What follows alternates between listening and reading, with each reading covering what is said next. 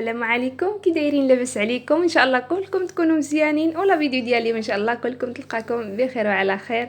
اليوم كما كتشوفوا جيتكم بهذا الملوي بحجم كبير، ملوي ديال البصله الخضاريه والشحمه، كيجي شهوه منه، كيجي بنين بزاف بزاف.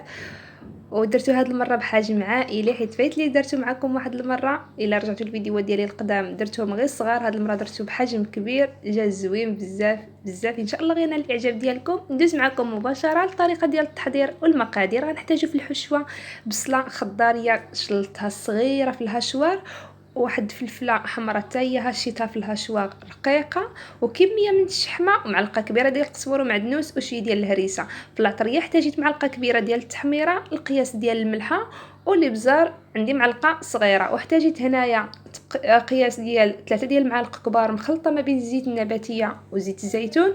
ديروا بحساب الشحمه حتى هي غادي تطلق ليدام ديالها، داكشي علاش درت غير 3 ديال المعالق. حتى من بعد الا بانت لكم الحشوه ديالكم باقي خاصها الزيت، زيدوا ليها شويه ديال الزيت صافي. وهنايا غطيت عليها حتى طلق الماء ديالها، حتى غادي نحركها. ودزت مباشره باش نحضر العجينه اللي احتاجيت فيها 400 غرام ديال دقيق الفرس و100 غرام ديال دقيق الفينو والملحه على حساب الذوق، وغادي نخلطوها بالماء بارد عادي من الروبيني. وكما كتلاحظوا خلطت مزيان الفينو مع الفرس. عاد بديت العجينه، دخلت مزيان الفينو في الفرس باش يجينا الدقيق ديالنا مخلط، حيت شي مرات كيبقى الفينو ما كيبغيش يدخل في العجينه، وكتجينا العجينه ديالنا كتبقى تقطع في التكراس. حاولوا تعجنوها مزيان وتدلكوها وتخلطوا مزيان الفينو مع الفرس وصافي. هنايا كما شفتوا كنبقى نضيف الماء شويه بشويه. كما قلت لكم الماء عادي من الروبيني، ما سخنتو ما حتى حاجه. ديما العجينه ديال الماء كتجي زوينه، ديال الماء بارد كتجي زوينه احسن من الماء ديال الماء دافي، خصوصا في هادشي ديال المسمن. ديما انا كنستعمل الماء بارد غير من الروبيني. صافي من بعد ما ساليتها دلكوها شويه مزيان. صافي من بعد ما ساليتها دلكتها وقسمتها على شكل كويورات بحال هكايا، كديروا الحجم اللي بغيتو. انا هاد المره كما قلت لكم درتهم شويه كبار وجاوني زوينين. الحاجه فاش كتكون كبيره كتجي زوينه الصراحه، احسن من الحاجه اللي كتكون صغيره. ايوا صافي هنايا من بعد ما كورتهم على هذا الشكل بحال هكايا، صافي خليتهم يرتاحوا شويه، غطيتهم بالميكا وخليتهم يرتاحوا على ما الحشوه ديالنا هي طابت. حتى هي مشيت طليت عليها لقيتها صافيه بطات، وكتولي داك البصله عندكم شفافه صافي. وكطفيو عليها، ما تخليوهاش تتنشف مزيان، خليو فيها شويه داك الليدام ديالها باش كيجينا المسمن ديالنا كيجي شويه ميدم. المسمن ديال الشحمه كيبغي شويه ليدام وكيجي شويه احمر، داك ليدام كيطلق فيها داك الحموريه. صافي هنايا من بعد ما قنعت ليها طفيت عليها وخليتها تبرد، وضفت فيها هنايا شويه ديال الزيتون مقطع، قياس اللي تحبوا تقدروا تضيفوه. صافي وهنايا غنخلط المكونات ديالنا ومباشره غادي ندوزو نخدموا في العجين. ها هي العجينه ديالنا هنايا من بعد ما ارتاحت، عرفتوا كتولي مجبده وكتسهل عليكم في التسراح. هي العجينه ديال المسمن معروفه كل ما ارتاحت كتزيد مزيان وكتسهل في التسراح. شفتوا كيفاش ولات مجبده بحال المسكه؟ وما تخافوش عليها نهائيا انها تبقى تقطع لكم هاد العجينه. صافي وهنايا عندي هنايا واحد الزلافه خلطت فيها نص ديال الزبده ونص ديال الزيت، واحد زلافه واحده اخرى درت فيها غير الزيت، واحد زلافه درت فيها الفينو. ديال الزبده والزيت هي اللي باش غادي نبقى نورق، والزيت بوحديته غنبقى ندهن سطح العمل باش انني نسرح العجينه ديالنا ما تلصقش لينا. وكذلك الفينو غادي نورقوه به. صافي هنايا كما شفتوا بديت بالكره الاولى، غنحاول نسرحوها عادي كما كنسرحوا المسمن ونديروها رقيقه. صافي غادي نورقوها بالزبده والزيت والفينو. عرفتوا كتجي زوينه العجينه، كتجي مرقه وكيجي المسمن ديالكم من داخل مورق، كيجي زوين بزاف وما كيجيش معجن ولا كتجي داك الطويات كيجيو لاصقين مع بعضياتهم، كيجي محلول من الداخل ومن فوق. حاولوا تسرحوا العجينه ديالكم مزيان كما شفتوا كنجبد فيها، ما تخافوا لا تقطع لا حتى شي حاجه. صافي من بعد ما سرحتها هكا وركزت ليها مزيان على الجوانب، حاولوا الوسط واخا يبقى شويه غليظ ماشي مشكل، ولكن الجوانب حاولوا ترقوها مزيان. صافي هنايا رشيتها بشويه، ورقتها بشويه ديال داك الخليط الزبده والزيت، وغنرش فوق منهم شويه ديال الفينو، نورقهم كذلك بالفينو باش كيعطينا داك التوراق. وصافي مباشره غنحطوا الحشوه ديالنا في الوسط ونحاولوا نوزعوها. تقدروا توزعوها غير بمعلقه، كتبقى انا كتلصق ليا المعلقه، كنفضل انني نوزعها هكايا بيدي باش كتجيني متساويه في كاع، ما تبقى حتى شي بلاصه خاويه. صافي انا كما شفتوا وزعتها كامله. وهنايا غادي نحاولوا نطويو هاد الجهه كما كنطويو المسمن العادي، غنطويو هاد الجهه بحال هكايا وغنطويو عليه تاني نص نص تاني حتى هو غنجيبوه للوسط. ما غاديش نديرو واحد فوق واحد، غنلاقيوهم جوج بهم غادي نلاقيوهم في الوسط. وحاولوا تقادوهم باش يجيوكم داك نصوصه يجيو متساويين، ما يجيش نص كبير ونص صغير. صافي هنايا غنحاولوا تاني كذلك نرشوا شويه ديال الخليط ديال الزبده والزيت وشويه ديال الفينو كذلك باش تجينا حتى هاد الطويه هذه غتجينا مورقه، ما تجيناش العجينه لاصقه مع الاخرى.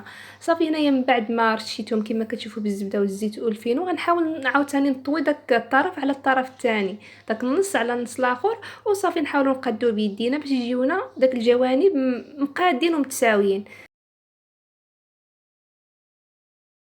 ومن بعد غتحاولوا تهزوا شويه العجينه ديالكم بحال هكا وتجبدوها، خاصها تجي شويه مجبده. هي كل ما كانت مجبده كيجي المسمن ديالكم او الملوي كيجي مورق ومحلول من الداخل. كما كتشوفوا انا كنجبد فيها وفي نفس الوقت كنزيد نسرح فيها بيدي بحال كنرققها شويه باش ما تجينيش العجينه غليظه. صافي هنايا من بعد ما سرحتها بحال هكا كما قلت لكم جبدتها شويه، رشيتها ثاني بشويه ديال الزيت والزبده، ورشيت فوق منها شويه ديال الفينو. وهنايا مباشره غادي نبداو نطويوها، ماشي تلويوها تزيروها، خليوها فين تنفخ العجينه غير طويوها. بقاو تجبدوا في العجينه وتسرحوا وفي نفس الوقت نتوما كطويو بحال هكا. صافي وغير طويو، ماشي زعما تلويوها تجي مزيره، هي الا جات مزيره ما غاديش يجيكم منفوخ من الداخل ويجي محلول. وكذلك نتوما كطويو فيها وانتوما كتسرحوا في العجينه وكتقادوا الجوانب باش يجيكم الجوانب مقادين، ما يجيكمش جهه داخله وجهه خارجه، حتى كتوصلوا لهاد الطرف الاخير وكتهزوه بحال هكايا.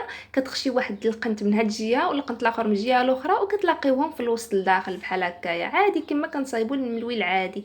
صافي وهنايا حنا سالينا من هذه وغنبداو نخدموا في واحده اخرى. صافي على هذا الشكل. صافي غنبداو عاوتاني في الكره الثانيه ونمشيو معاهم كاملين حتى نساليوهم كاملين بنفس الطريقه. باش بلا ما نطول عليكم الفيديو صافي نكتفي غير بهاد الوحده. وحده هاد الثانيه درتها معكم غير جربتها باش انه ما يجيش الفيديو طويل ونكثر عليكم في الهضره. صافي وهنايا مباشره من بعد ما سالينا من الكرات كاملين غادي ندوزو مباشره للطياب. وغادي نبداو بالملويه الاولى اللي صايبناها، هي الاولى حيت كتكون مطلوقه وتسهل عليكم في التسرح بها. غادي نبداو صافي نبقاو نسرحوها شويه هكايا، ما ديروهاش رقيقه بزاف وما تخليوهاش غليظه، الا درتوها رقيقه بزاف غتجيكم لاصقه، لا خليتوها تاني غليظه بزاف تجيكم شويه غليظه. صافي هنايا من بعد ما سرحت على هذا الشكل عندي فوق البوطه ديجا دايره مقله ودرت فيها كنرش فيها شويه ديال الزيت على هذا الشكل، وشحت ليها البوطه تكون عافيه متوسطه، ما تكونش مهيله وما تكونش مجهده بزاف دغيا غيتشوطوا ليكم. صافي هنا غنحطوا المسمنه ديالنا هكايا على هذا الشكل. صافي ونشوفوها حتى تحمر لينا شويه من التحت ونقلبوها على الجهه الثانيه وما تخليوهاش حتى طيب مزيان من التحت، غير تشوفوها شدات راسها وصافي باش تورق لكم. حيت الا خليتوها حتى طيب مزيان من التحت فاش تقلبوها ما غاديش تنفخ لكم وتورق، غتكون غير شدت شويه راسها. صافي قلبوها باش غادي تنفخ من الداخل. صافي ما حدايا كطيب انا كنسرح في الكره الثانيه كذلك. صافي هنايا غنبقاو نقلبوها على الجهتين حتى تاخذ اللون اللي بغينا ونقنعوا عليها من الطياب وكنحيدوها ونردو وحده اخرى في بلاصتها هذيك اللي كنا كنسرحوا فيها ونمشيو معاهم كاملين بنفس الطريقه.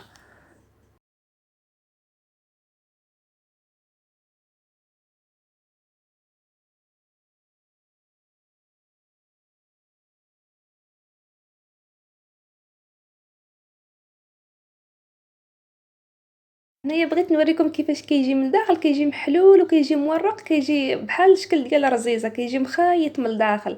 هانتوما كما كتشوفوا راه ما قدرتش نشدها حيت راه في المقله سخون، داكشي علاش حليتها معكم غير شويه. وصافي هذا هو الشكل النهائي ديال الملوي ديالنا، كيجي على هذا الشكل كما قلت لكم درتوه بحجم كبير، كيجي على هذا الشكل بحال هكايا. نتمنى انه ان شاء الله يكون نال الاعجاب ديالكم. وهانتوما الداخل كما شفتوا كيجي محلول وكيجي مهوي من الداخل وكذلك كيجي خفيف وكيجي بداك الزبده كيعطي واحد القرمشه لداك الطبقه اللي على برا. وهنا غنكون وصلت معكم للنهايه ديال الفيديو. نتمنى تكون عجبتكم الوصفه ديال اليوم.